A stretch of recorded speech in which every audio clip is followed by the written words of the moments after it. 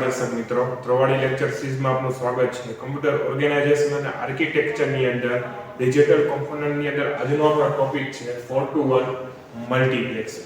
તો 4 to 1 મલ્ટીપ્લેક્સરમાં તમારે 4 inputs છે એન્ટર કરવાના, જ્યારે આઉટપુટમાં તમને એટ અ ટાઈમ 1 આઉટપુટ આવશે. ડાયાગ્રામ જોઈએ આપણે. એ આપણે 4 ઇનપુટ્સ નાખશું, એટલે કે I0, I1, I2 અને I3. આઉટપુટ કેટલા મળશે? 1. તો ઈ આપણે મેં તમને જેમ પહેલા કીધું મલ્ટીપ્લેક્સરમાં ડેટા સિલેક્ટર તરીકે ઓળખાય, એટલે તમારે એ એક સિલેક્ટર પણ લખવું પડશે. સિલેક્ટર કેટલા આવશે? હવે એ આપણે 4 ઇનપુટ્સ નાખીએ છીએ, એટલે 4 જોઈએ તો 2 છે એ 4. અહીંયા જે આપણે પાવર મૂકીએ છીએ એટલા તમારા સિલેક્ટર છે અહીંયા મૂકવાના છે, S0 અને S1. બરોબર છે? આ વસ્તુનો ખાસ ધ્યાન રાખજો. ત્યારબાદ જોઈએ એનું truth table.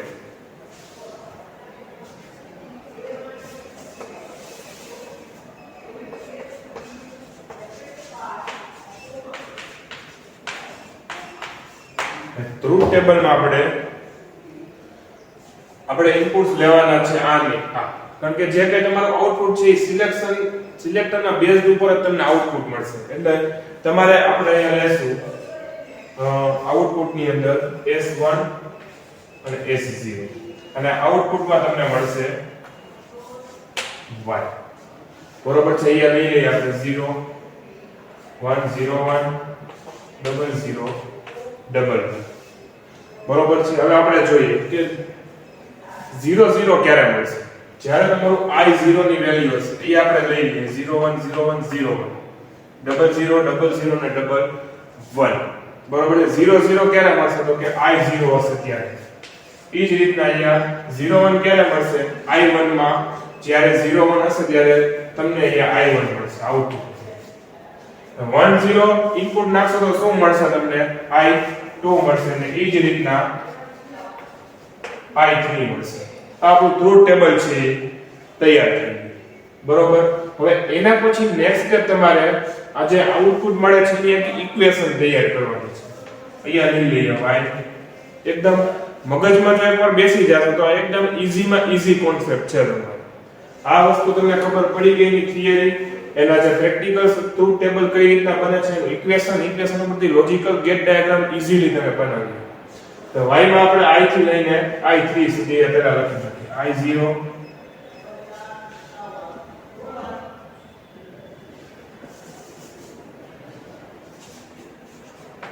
I0 I1 I2 અને I3. આપણે ઇક્વેશન બનાવીએ છીએ. ફર્સ્ટ સ્ટેપ બનાવી ઇક્વેશન આ બધી વેલ્યુ મૂકી. બરોબર? હવે આપણે આ વસ્તુ છે એની અંદર મૂકવાની છે. હવે માની લ્યો કે 0 0 હોય, અહીંયા હું તમને લખી દઉં છું સાઈડમાં. કોમ્પ્લિમેન્ટ હોય તો 0 હોય, અને સાદું હોય તો 1 હોય. એ જ રીતના S1 હોય તો 1, અને S નો કોમ્પ્લિમેન્ટ લાવ તો મને 0 મળે. આ વસ્તુ તમે ખાસ ધ્યાન રાખજો. હવે પહેલામાં જોઈએ આપણે તો કે I0 સાથે શું છે? તો કે S1 અને S0, એટલે અહીંયા આપણે મૂકી દઈએ S1 કોમ્પ્લિમેન્ટ અને S0 કોમ્પ્લિમેન્ટ. બરોબર છે? અને અહીંયા તમારા વચ્ચે આવશે પ્લસ. બરોબર? આ એક વસ્તુ જો ફરીથી તમને સમજાવું આ કઈ રીતના. અહીંયા 0 0 છે, અહીંયા આપણે જોયું આપણે કે 0 0 છે એટલે S0 કોમ્પ્લિમેન્ટ અને S1 કોમ્પ્લિમેન્ટ અહીંયા આપણે મૂકી દીધું. હવે એ જ રીતના I1 માં જઈએ આપણે. બરોબર? I1 માં આપણે એક મળે છે 0 S1, એટલે S1 નો કોમ્પ્લિમેન્ટ લઈએ, S1 કોમ્પ્લિમેન્ટ. અને ત્યારબાદ આપણે મળે છે જો S0, એટલે અહીંયા લઈ લઈએ આપણે S0 અને I1, ને અહીંયા મૂકી દઈએ પ્લસ થી. બરોબર? ત્યારબાદ નેક્સ્ટ આપણે લઈએ I2. I2 માં જોઈએ આપણે તો અહીંયા 1 મળે છે એટલે 0 મળે છે, એટલે S1 સિમ્પલ રહેશે અને S0 નું કોમ્પ્લિમેન્ટ થઈ જશે. આ I છે 1 નથી, એક ખાસ વસ્તુનો ખ્યાલ રાખજો. ત્યારબાદ લઈએ લાસ્ટમાં I3. બેમાં 1 1 છે એટલે S0 S1 અને S0 આપણું ઇક્વેશન તૈયાર થઈ ગયું બરોબર ટૂંકમાં કર્યું કાંઈ નથી આ બધી વસ્તુ જે કમ્બાઈન કરી દીધી છે એક આ વસ્તુ ખાસ ખ્યાલ રાખજો અને આની ઉપરથી આખો ઇક્વેશન છે એ તમારું તૈયાર થઈ છે હવે આની ઉપરથી આખો આપણે લોજિકલ ગેટ ડાયાગ્રામ બનાવીએ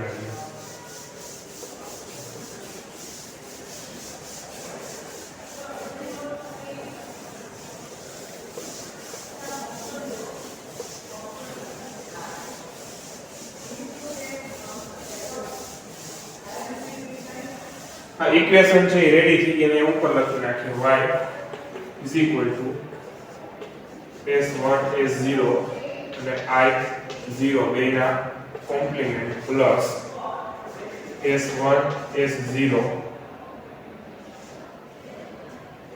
અને i1 plus s1 s0 compliment i2 અને s1 s0 i3 આખે આખું આ ઉપર ટ્રાન્સફર કરી દીધું છે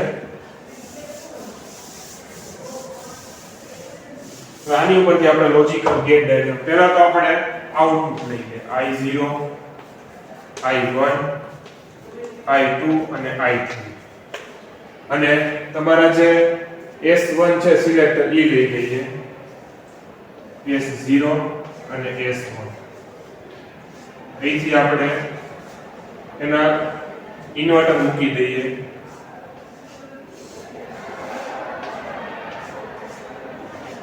બરોબર પહેલા આપણું શું છે S1 એટલે S1 તમારું અહીંયા ઉપર જશે ક્યાં I0 માં ત્યારબાદ છે S0 અહીંયા S0 આપેલું છે એને મૂકી દઈએ અહીંયા અને ત્યારબાદ આપેલું છે I0 એટલે I0 તમારું અહીંથી જશે અને એને આપણે ગેટ મૂકી દઈએ એમ ગેટ આટલો ભાગ છે એ આપણો તૈયાર થઈ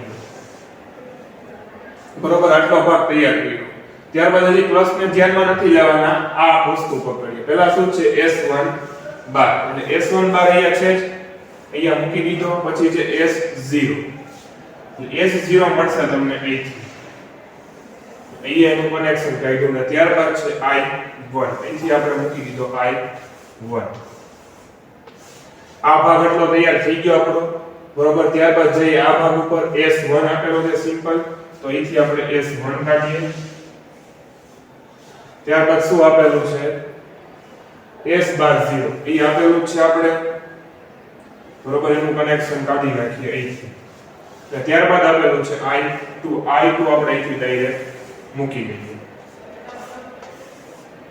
એટલે આ ભાગ પણ આપણો આખો તૈયાર થઈ ગયો બીજો આપણે લાસ્ટ પાર્ટ S1 એ આપણે આપેલો છે અહીંયાથી જોશો તમે S1 અહીંયા મૂકી દીધો ત્યારબાદ છે S0 જો અહીંથી નીકળે છે અહીંયાનું કનેક્શન છે એ આપી દીધું ને ત્યારબાદ લાસ્ટમાં છે I3 આપણે અહીંથી કનેક્શન કરીએ એટલે આ વસ્તુ છે એ આપણે તૈયાર હવે આમાં વચ્ચે જો પ્લસ સાઇન બધે મૂકેલી છે એટલે એના માટે તમારે ગેટ આવે છે એ ગેટ આપણે અહીંયા મૂકી દઈએ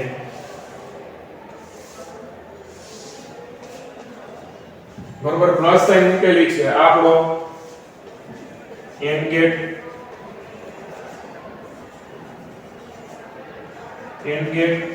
અને અહીંયા મૂકેલો છે ઓર પ્લસ સાઇન મૂકેલી છે એટલે અહીંયા બધું કનેક્શન આપડા લાગી જશે અને ફાઇનલ આઉટપુટ છે એ તમારું y છે એ મળી જશે આ રીતના 4 to 1 મલ્ટીપ્લેક્સર છે એ વર્ક કરશે એકવાર તમને એનું ટ્રુથ ટેબલ ખ્યાલ આવી ગયો ટ્રુથ ટેબલ કઈ રીતનું બને છે એની ઉપરથી આ ઇક્વેશન તમે બનાવી નાખો એટલે ઈઝીલી તમે આ લોજિકલ ગેટ ડાયાગ્રામ છે એ બનાવી શકો જો તમને વિડિયો ગમે તો વિડિયોને લાઈક કરો શેર કરો ચેનલ પર નવા હો તો ચેનલને સબસ્ક્રાઇબ કરો થેન્ક યુ જય ભારત જય ગરવી ગુજરાત